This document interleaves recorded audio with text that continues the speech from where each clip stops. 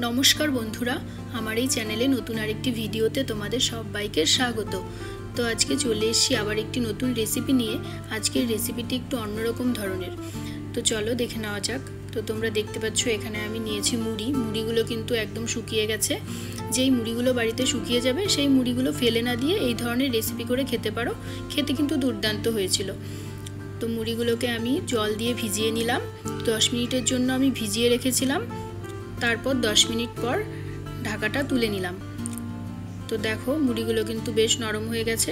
এটা তো তোমরা সবাই জানোই যে মুড়ি ভিজিয়ে রাখলে নরম হয়ে যায়।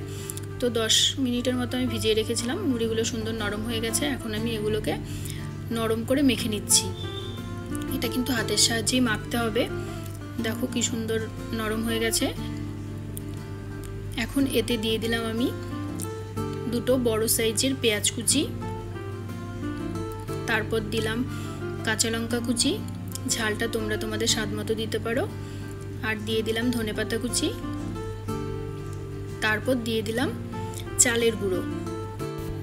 এখানে আমি একটি মাঝারি সাইজের চামচের 2.5 চামচের মতো চালের গুঁড়ো দিয়ে দিলাম। তারপর দিয়ে দিলাম ধনে গুঁড়ো, গোলমরিচ গুঁড়ো, মৌরি গুঁড়ো আর সামান্য পরিমাণে হলুদ আর স্বাদ মতো লবণ।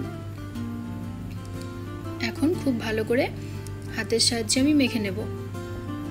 এখানে কিন্তু আমি একদম জল ব্যবহার করিনি। জল ব্যবহার করলে একদম নরম হয়ে যাবে। তো দেখো আমি খুব ভালো করে মেখে নিয়েছি।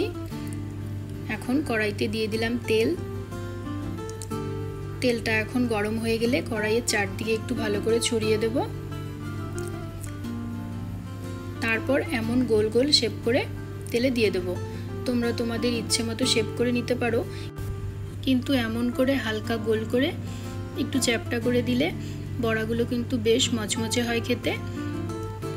দেখো এক এক করে আমি সবগুলো দিয়ে দিচ্ছি। এটা কিন্তু খেতে খুবই দুর্দান্ত টেস্ট হয়েছিল আর সেন্টটাও খুব ভালো হয়েছিল। তো তোমাদের বাড়িতে যদি এমন শুকনো মুড়ি থেকে থাকে তো সেটা ফেলে না দিয়ে এমন করে একটি রেসিপি তৈরি করতে পারো। আশা করি তোমাদের খুব ভালো লাগবে। তো এখন আমি পকোড়াগুলোর দু সাইড খুব ভালো করে ভেজে নেব। এটা কিন্তু একদম লো ফ্লেমে ভাজতে হবে, তা না হলে ওপরটা পুড়ে যাবে আর ভেতরটাতে ভালো করে সেদ্ধ হবে না। তো দেখো আমি দু সাইড খুব ভালো করে ভেজে নিচ্ছি।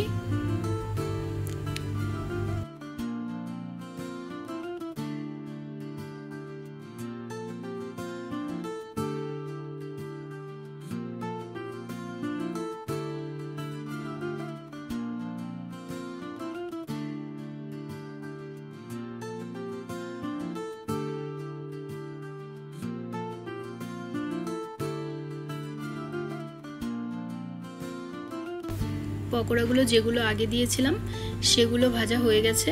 এখন সেগুলো আমি তুলে নেব। আর পরে যেগুলো দিয়েছিলাম সেগুলোকে আরেকটু ভাজতে হবে, তাই আরেকটু ভেজে তারপর নামিয়ে নেব। তো আগেরগুলো আমি এখন নামিয়ে নিচ্ছি। তারপর বাকিগুলো আর অল্প ভেজে নামিয়ে নেব। তোমাদের যদি ভিডিওটা ভালো লেগে থাকে লাইক, কমেন্ট আর শেয়ার করে দিও। আর আমার চ্যানেলটা এখনও যারা সাবস্ক্রাইব করোনি তারা প্লিজ সাবস্ক্রাইব করে দিও। তো আজকের মতো টাটা, দেখা হবে নেক্সট ব্লগে।